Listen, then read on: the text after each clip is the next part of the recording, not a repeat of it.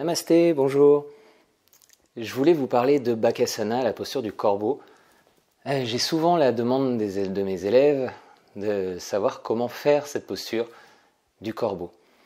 Alors j'avais envie de vous livrer 5 étapes clés pour pouvoir aller vers la posture du corbeau Bakasana.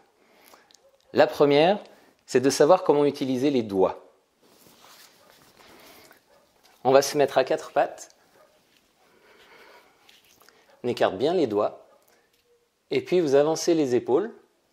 Et là, vous appuyez sur le bout des doigts pour vous faire revenir en arrière.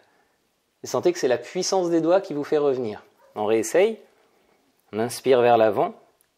Et puis on pousse sur les doigts, on agrippe le tapis pour revenir. Encore.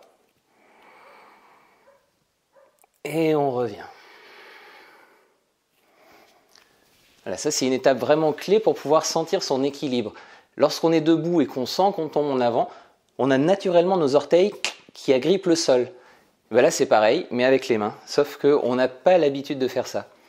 Donc là, on entraîne notre corps à faire ce genre de choses. Ça va nous permettre de garder l'équilibre dans notre corbeau. La deuxième étape, c'est de travailler Malasana.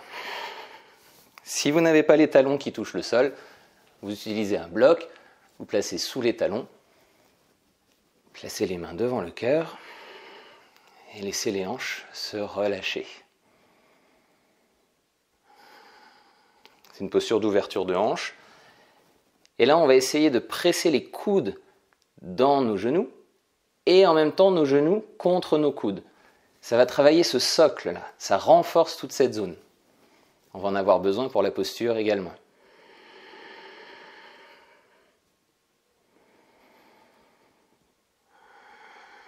Vous sentez comme ça travaille à l'intérieur, au niveau des adducteurs, ça travaille tout le centre, ce qu'on appelle le core. Et ça va être très utile aussi pour Bakasana. La troisième étape, on s'assoit et on vient comme dans un début de Marichyasana. On replie la jambe, passe le bras devant et vient presser le coude contre le tibia. Idéalement, c'est même le triceps qui vient contre le tibia. Et en même temps, on presse le genou contre l'épaule. Et on va mettre ça en place. Donc on pousse bien vers l'arrière. On va décoller l'autre bras et on fait la même chose avec les paumes vers l'avant. On pousse avec les bras vers l'arrière. Et en même temps, on serre la jambe contre le corps, en essayant d'allonger notre corps. Et on relâche. On fait la même chose de l'autre côté. On passe le bras à l'intérieur. Les deux paumes vers l'avant. On presse les bras vers l'arrière, comme si on voulait envoyer notre jambe derrière nous. Et en même temps, on serre le genou et l'intérieur de la jambe contre son corps.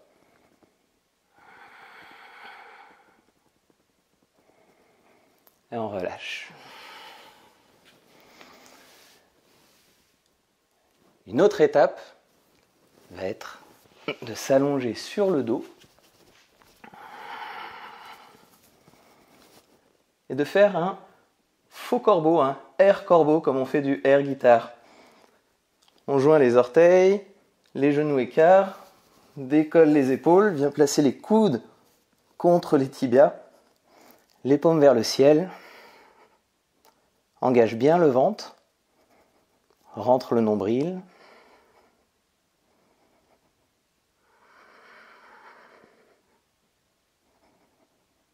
Et on relâche doucement. Cette étape permet d'habituer le corps à être dans la forme de la posture. Et maintenant, on met tout ça ensemble avec la 5e et dernière étape.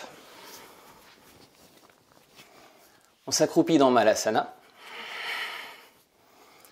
presse les triceps contre les tibias, pose les mains au sol, doigts bien écartés, active les doigts. À l'inspire, on soulève les hanches. On va assez haut quand même et on emmène les épaules vers l'avant.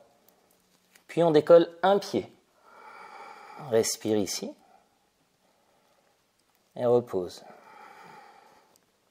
Décolle l'autre pied. Active bien le ventre. Essaie de serrer les genoux contre le corps et repose. Dernière étape. On décolle les deux pieds ensemble. On fait confiance aux doigts, on fait confiance au ventre.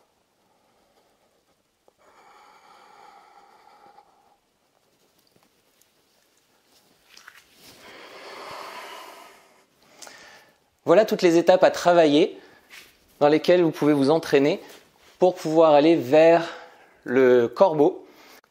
On peut voir la posture comme un objectif à atteindre.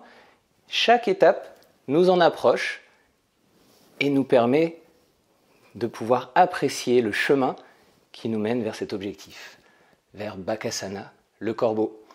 Bel envol et à bientôt. Namasté.